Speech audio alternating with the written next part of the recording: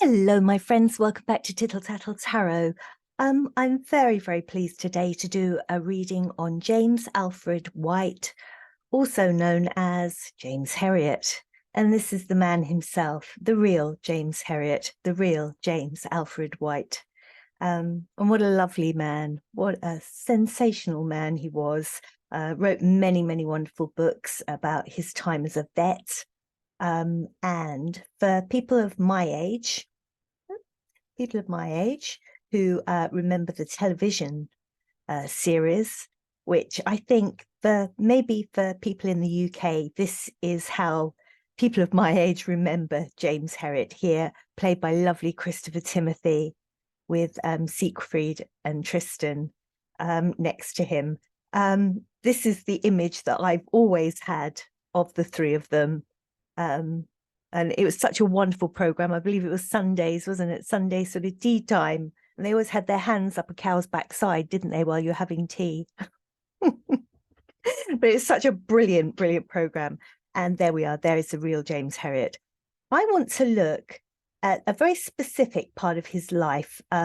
It's wonderful to do these readings, but these people have such long, amazing lives that you can't cover it in a tarot reading. You know, I need to anyway, break it down into small pieces of their lives. And the part of his life I want to look at is where he starts to write and what writing meant to him, and obviously what his veterinary practice meant to him and everything like that. But more sort of taking on the writing, I'm going to use traditional Rider-Waite. I don't normally do this. I normally use the fancy packs, but he was a very down-to-earth, straight-talking man, and I think a straight-talking Rider-Waite pack is probably the best energy for him. And I haven't used these for a while, so they're all nice and fresh and eager to talk. So, James Alfred White, usually known as Alf, to all his friends, all his customers, people that loved him, he was known as Alf. So he went to veterinary college up in Glasgow, right up in Scotland, and he graduated in 1939, just at the outbreak of the war, really. It didn't come naturally to him. He wasn't an academic soul. His mother and father were both just working class people. He didn't come from money. He didn't come from a science background. He had no science when he went to veterinary college, and he did struggle.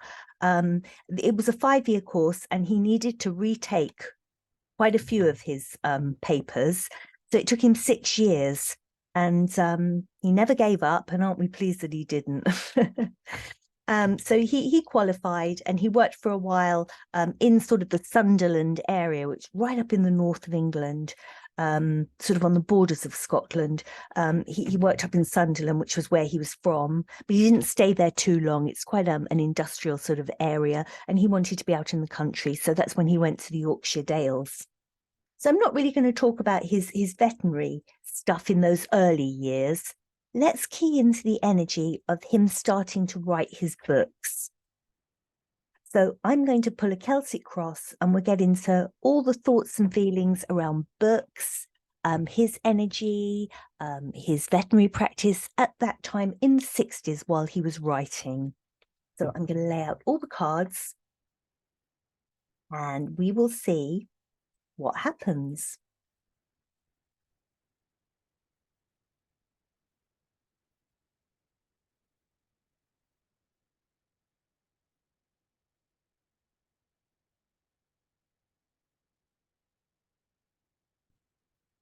Nice cards. Okay. So let's go right to the center of everything with James Herriot, talking about the 1960s, Queen of Cups. I very much see this as his wife, Mrs. White. So James Herriot's wife, I'm going to call him James Herriot because that's the name that we know him as. And I feel connected with the name James Herriot. So although that wasn't his birth name, it was his author's name, I'm going to call him James. So James Herriot's wife, she was such a central figure to him. Very, very kind, very emotional. She had his heart. She adored him and had his best interests at heart, And I think she really encouraged the idea that he should write. I believe he'd always enjoyed writing, but he'd never found his voice in writing. And I think, this time in the 60s, she said, James, it's good for your soul. I think that she felt that writing released something in him, released this emotion in him, and she encouraged that. It's almost like she's holding his emotions here, that cup of love, and you need to write, you need to do this, James. And I think that he was yes, I think you're right. I think I do. And what crossed it? Well, choices. The Seven of Cups. There are all sorts of things you could do. He had his small animal practice, the cats and dogs and all the little furry creatures that he looked after. He had his big farming creatures, there were all the sort of TB testing and all that kind of thing. But then there was also this writing that he had and many other things, this practice that he was building. He had a lot of choices in his life, a lot of directions. And he just wanted to focus in on something a little bit different. So he had these choices, and he decided that he was going to bring writing, into his life, and it would be not as important as being a vet, but it would be up there. He would be giving his writing a dedicated amount of time every day. So it became a very important choice for him. When he could have chosen anything, he chose his writing. And it was exactly the right thing to do. His judgment was good. Archangel Gabriel was happy with that. It was a good choice. It was good for his soul. I kind of see the angel as, what feeds your soul. You stand up before Archangel Gabriel and you stand there and you say, this is what I've done, for good or bad. And it's kind of, bearing your soul. And I think that it was good for him, for his health, for his mental health. It was good for him. And Archangel Gabriel, he thought that was the right thing to do. He had absolute right on his side doing this. He knew it, and it fed his soul again, as I say. This is the walking away card, but he wasn't walking away from his practice or anything like that. I think this is a very grey sky, isn't it? It's not like the bright blue sky and the yellows that we've got here. We've got a lot of yellows in the future here, but this is quite a dark sky. We've got cups full of emotion and walking away. I get the feeling with this that the writing helped him with depression, moving away from a very grey sky, a very dark place. And the writing enabled him to move on from that emotional state that he was in. So I kind of see this as like the moving away from depression through the writing. And that was at the bottom of everything. I think this blue mood, this grey sky, it was something that was in his life. And the writing was a way of, yes, judgment. Look at all these yellows here. Yellow is very positive, bright colour. This here in the past, this darkness, I think the writing allowed him to move away from this emotion of depression. So in the past, sort of in the early days of starting to write, it was a real juggle. You see this, you've got your veterinary practice and you've got your writing. And I should imagine trying to do everything was very hard. He probably had to write in the evenings when after a long, long day at work. He had to go home and write. We didn't have to, but he chose to, because that is what he'd chosen to do in his Seven of Cups. He'd chosen, I've got all these things, but writing is what I'm going to do. So he'd chosen that. He wanted to do it. Judgement said it was a good idea and it got him away from his depression, but it was a juggling act, you know, trying to find enough hours in the day. That's the way I see this one. Long, long hours, sometimes night calls, but still having that devotion to writing to, you know, get it down on paper. Plus the fact, the uncertainty of it, because I don't think that he would have gone straight into writing, you know, all creatures great and small, if only they could talk, or anything like that. Like everybody who's learning, who's choosing to write, it must have been a juggle for him, working out what his voice was, how to communicate through words. So I see that in the past as the juggling act, finding time and finding your voice as a writer. But he did find it. And look at that beautiful card there, the Fool. He found it. And this was like the new journey for him. It took him a while, to actually work out what he was saying and how he was saying it. But the Fool, this is such, and we've even got the little dog here, such an animal lover, but especially dogs, absolutely adore dogs. So he's got his little dog by his side, got his knapsack over his back, stepping off into this new world of being an author.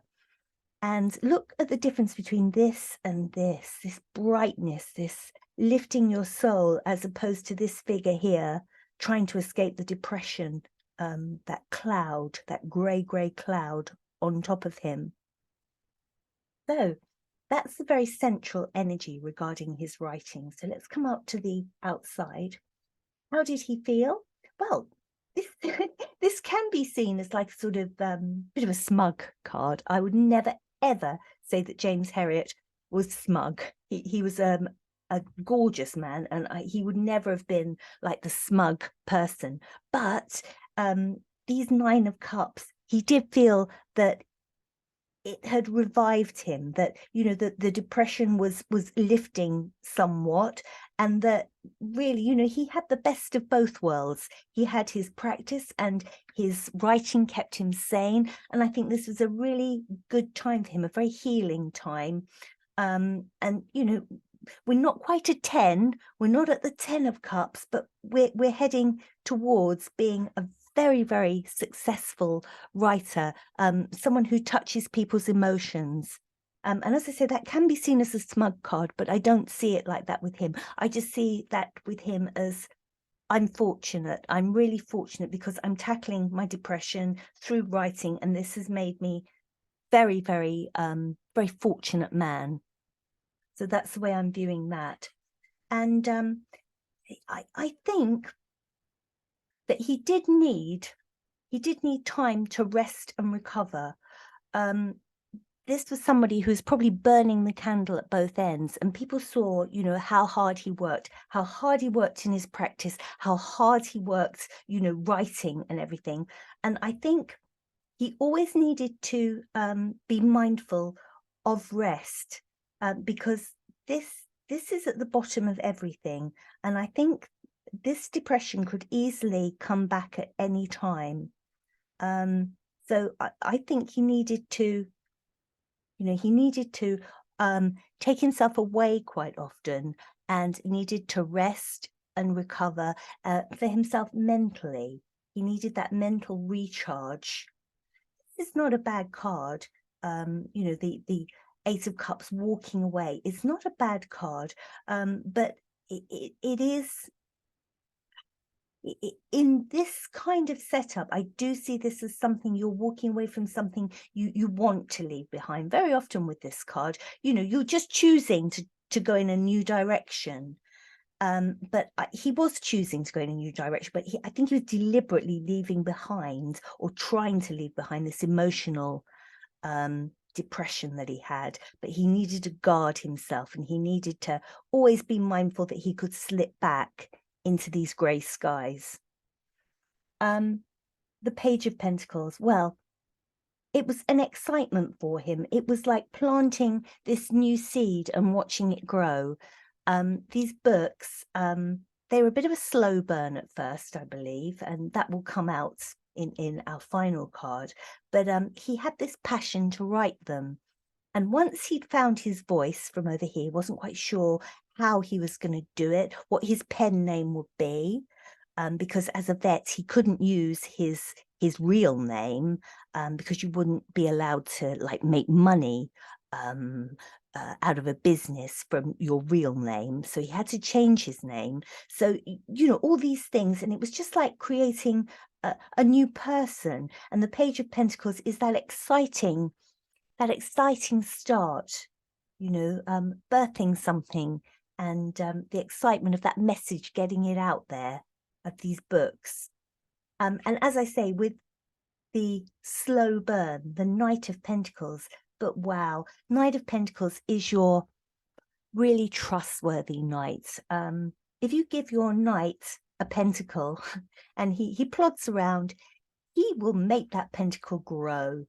And he will make a success of it. He'll look around, and he'll plant it in exactly the right place so that it grows a pentacle tree and a legacy. And that's what the Knight of Pentacles is all about. He cherishes that pentacle, that book that James Herriot wrote. He treasured it, and eventually it bloomed, and wow, it went on to an absolute empire of these wonderful books and films, and that became his legacy. But the writing, I believe, from this, it was based on a need to, an emotional need he had. It wasn't so much, I've got all these funny stories I want to tell you about being a vet. Of course they were, and they were wonderful, but it was a deep need in him that his wife saw. He had this emotion in him that he needed to get out. And I think just normal talking was hard for him. And I'm really sort of feeling that to actually talk to someone was about his emotions was hard, but he had this way that he could put it on paper, and his wife encouraged him, you write these things down, you know, write it down. And he chose to, yes, indeed, do that. Of all the choices he could have made, he decided, yes, it would be writing, and it was exactly the right choice. It helped him get over the grey sky. It helped him walk away from that grey sky and all that emotion that he couldn't speak about, but he could write about. And it took him a while to find his voice, you know, to find out who he was as a writer. But when he found it, look at all this yellow now. Once it's been found, all this yellow and this brightness, yes, the new start, feeling very, very content, not in a smug way, but you know, this is helping me, and this is helping to heal these grey skies. But I do have to watch my mental health. I need to make sure that I do get rest every now and again, because I'm trying to do so much. But the excitement of it all, you know, creating these stories, this is like the creation card, creating something with these stories that go out, these messages, very sort of Page of Pentacles. This is energy of someone much younger. We're talking about somebody who was, you know, in their 50s at the time, but this energy comes across as so young and vibrant. There you go. And the only energy that doesn't look young is this one here with Stick walking away. This sort of depressed, I see it as depression, although this isn't a card of depression, but that's the feeling that I'm getting. And this is the older, you know, the sticked figure. This is the weight of depression making him feel older. But once we've left that, although it's still always there, look how he just energizes. He becomes this young, you know, much more vibrant man. And with the Knight of Pentacles as the outcome, these books were a slow burn, but once they planted, my God, what a legacy that left for that man. So that's the only little bit I'm doing for James Herriot in this read. There's so much to cover: the war, his marriage, you know, the actual farming side of things, what he would think of farming today. So much to cover, but too much to do in one reading. This is what led him to write his wonderful books, and I believe the sort of feelings behind it. And I thoroughly enjoyed doing that. I hope you enjoyed listening to that one. If you know more about James Herriot's writing, you know, and you know more about him in those 1960s when he was writing these books, I would love to hear it, because I didn't want to I didn't want to really research this. I wanted to go purely on the energy from the cards. And this is what I'm feeling purely from the cards. Let me know what you think. And I'll be back very soon with another one. Take care. Bye-bye.